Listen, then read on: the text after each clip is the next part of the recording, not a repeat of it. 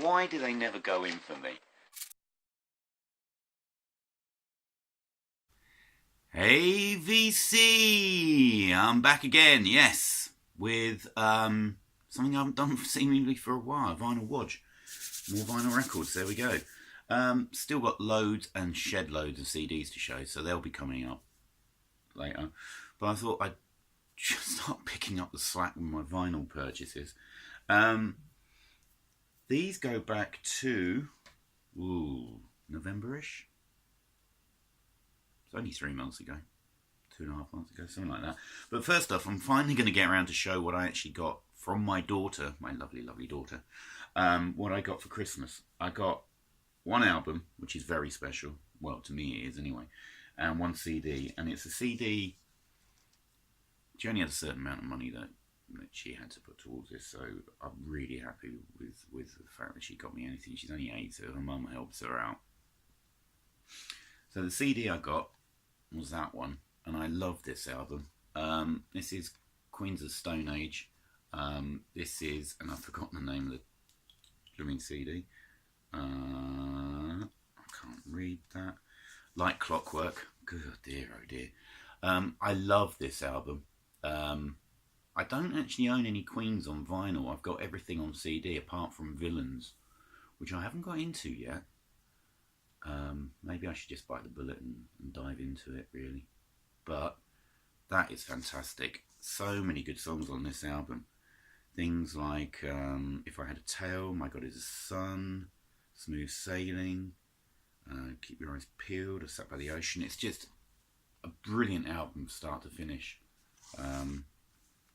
Just a normal version. I don't know if there was any special versions of this on CD. I've got no idea. No doubt I'll probably see that next week for a quid somewhere, but I've got that anyway. And also, this is the main thing that I got, and it's lovely.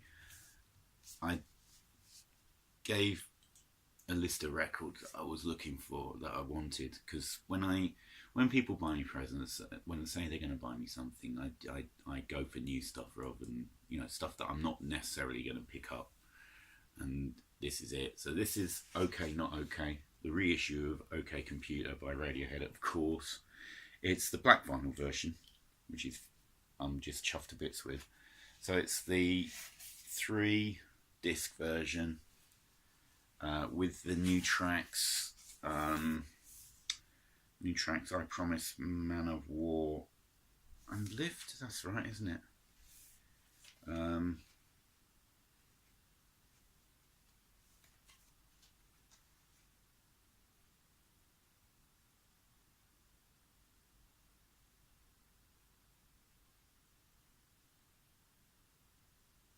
Yeah, and then a whole host of B-sides and stuff on there as well. It is absolutely gorgeous. I only ever had this on CD.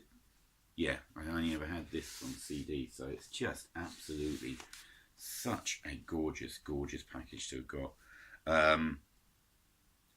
One of the greatest albums ever recorded, probably. Radiohead's best album? No. Radio's top 3 albums? Yes. I love this record. OK Computer is just a magnificent record, and I'm sure lots has been said, and you've heard lots about it. There we go. Right, so we come to, now this was, where did I get these from?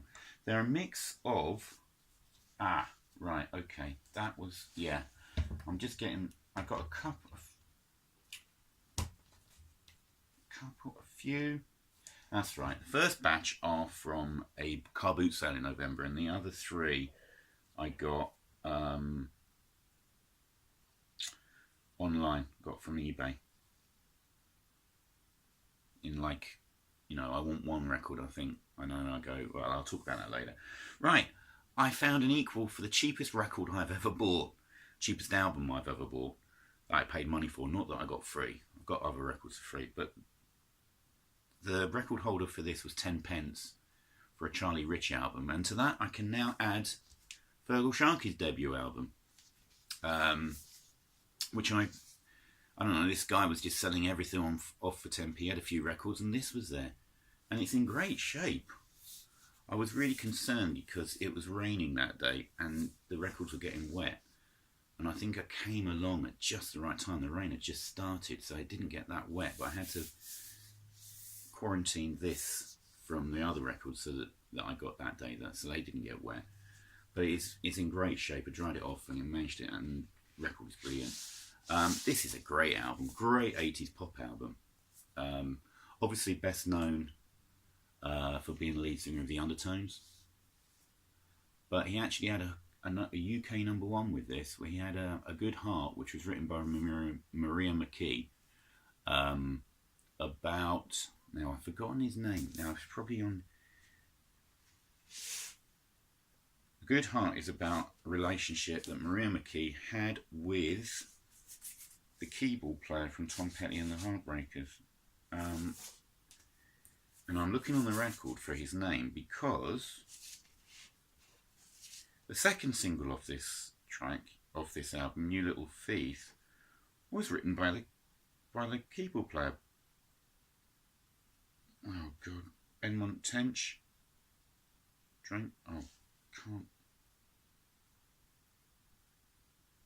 Yeah, Benmont Trench, I think his name is. I'm sure that somebody will correct me if I've got his name wrong. And that was a UK top 5 hit as well, and they both opened the album. Apparently You Little Thief was not about Maria McKee, although, yeah, whatever. But it's a great album from start to finish.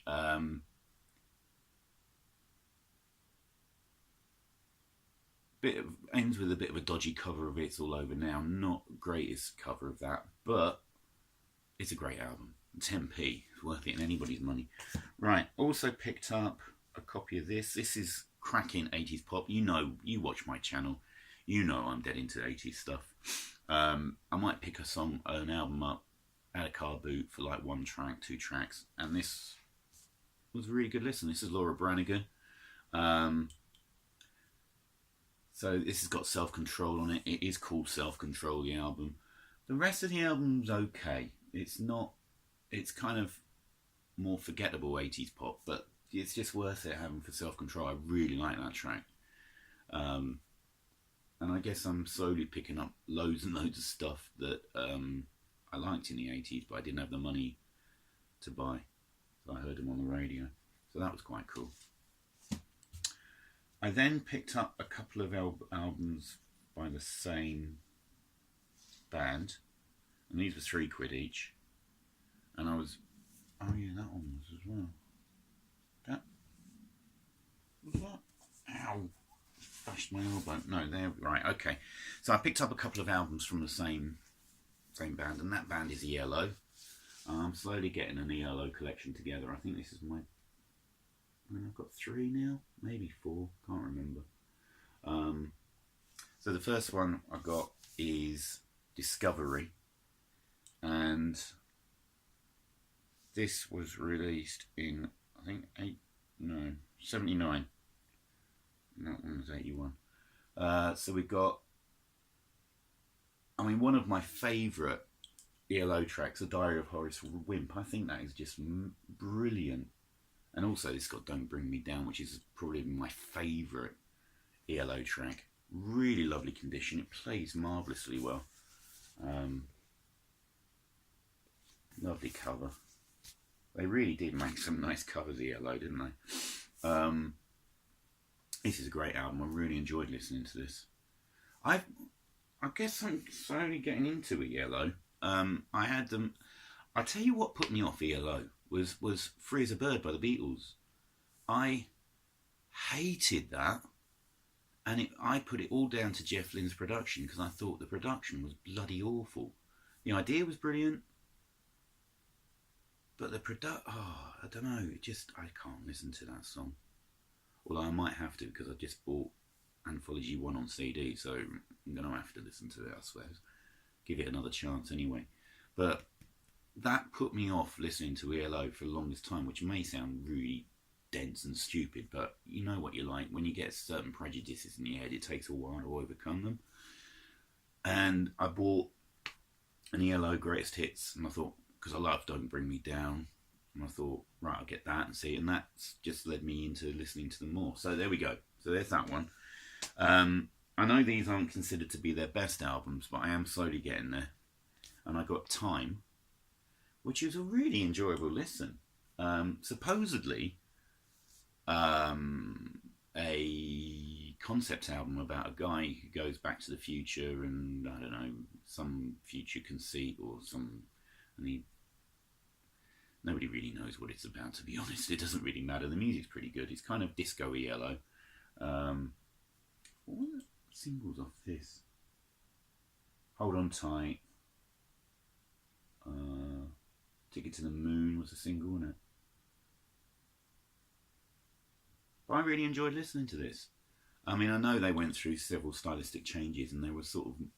Here, on this one, it was more like disco yellow rather than sort of what they'd been known for before, the orchestral stuff. But I enjoyed this. I thought this was a good album. Right, I then made a right cock up because I saw this and I thought, right, I'm going to try it, and it is awful. It's terrible. I just picked this up for £1 or something. This is, oh no, I got this online. That's right, the Easter I got online. So, did I get it online? I can't remember. I picked it up cheap. This is Sergio Mendes and the New Brazil 77. Obviously building up to this World Cup 78 because they were all in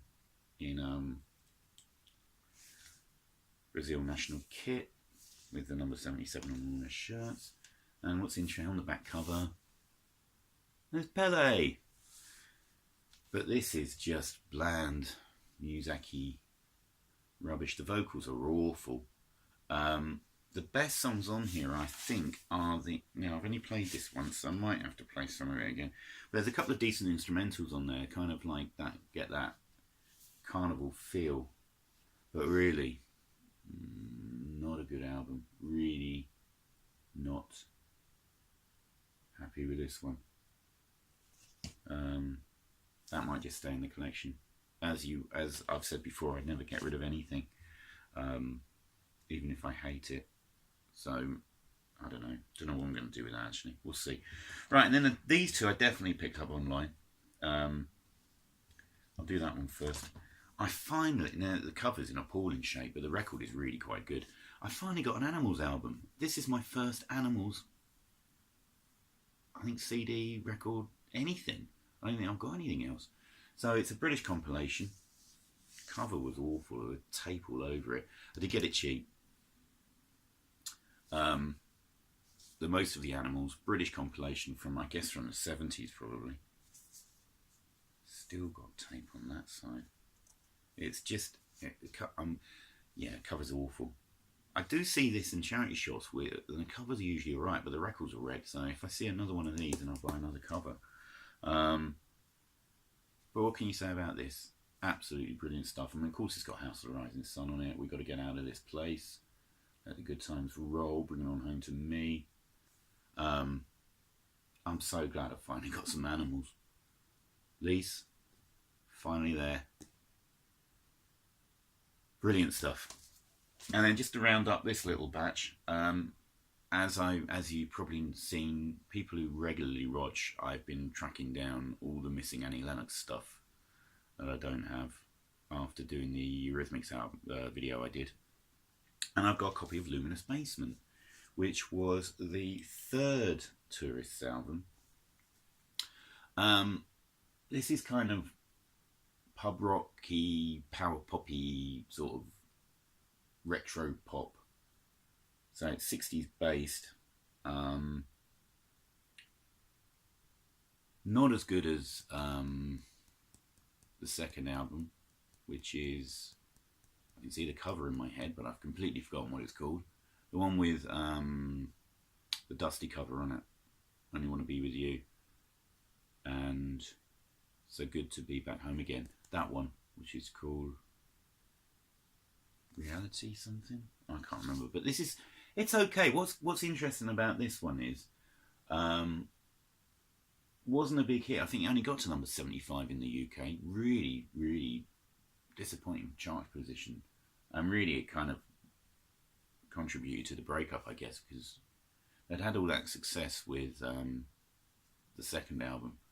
And this one just flopped big time. But what's interesting about this is it's actually got Annie Lennox's first song. Most of the songs on this album are written by Pete Coombs. Is that his name? I think it's Pete Coombs.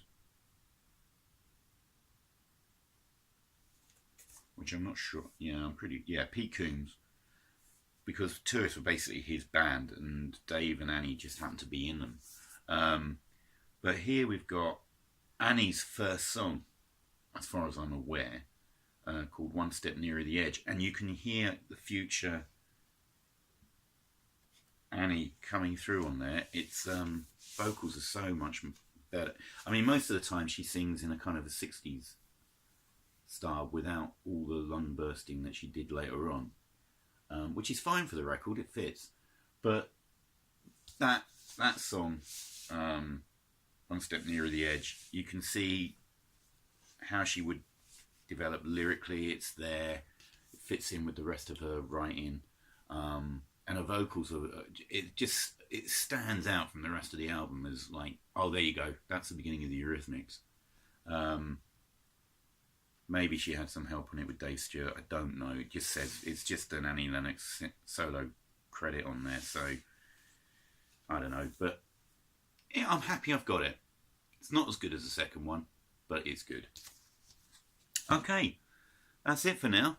That's whizzed through 8 records in about quite a short time. 8 records, 9 records, something like that, I don't know. But I hope you enjoyed it. Oh, I finally remembered. People who, long-time viewers, will have realised that I actually have, for my vinyl Wodges, I have a new intro. I have intros. I've got some video editing software and I've started doing intros and titles and making the videos look slightly better, that much better. And I have to thank James Griffiths, the vinyl professor, for making my vinyl Wodge intro. There was originally different music. It was Yakety Sax was the original music, which probably fitted it better. Yakety Sax is the Benny Hill theme tune, by the way, which probably fitted it better. But I don't use any music on my videos anymore. The first few videos I did, I had it playing in the background, but I don't use any now. So I replaced it with sort of a generic country bumpkin kind of music, which fits all right. But I have to say a big thank you to James for providing me with those titles. I think they're hilarious. I laughed so much the first time I saw it. Superb piece of work. Thanks, James. Thank you very, very much. And once again, more new subscribers, more added all the time. Thank you so much. I hope you stay with the channel. I hope you can put up with my wittering on about records and tapes and CDs and silly opinions I hold about music. But there you go. So I'll be back soon with possibly a CD video, maybe certain artists I want to make videos about. You'll find out soon. Maybe one competition entry. No, there will be one competition entry. Steve Whitty's got a competition and I'm getting it together. So Steve, you are going to get an entry from me. Anyway, thanks you all for watching. Thank you all for expressing your interest in the channel with your comments and your subscriptions and all the rest of it. Loving it. Okay, thank you everybody. Cheers VC. Bye.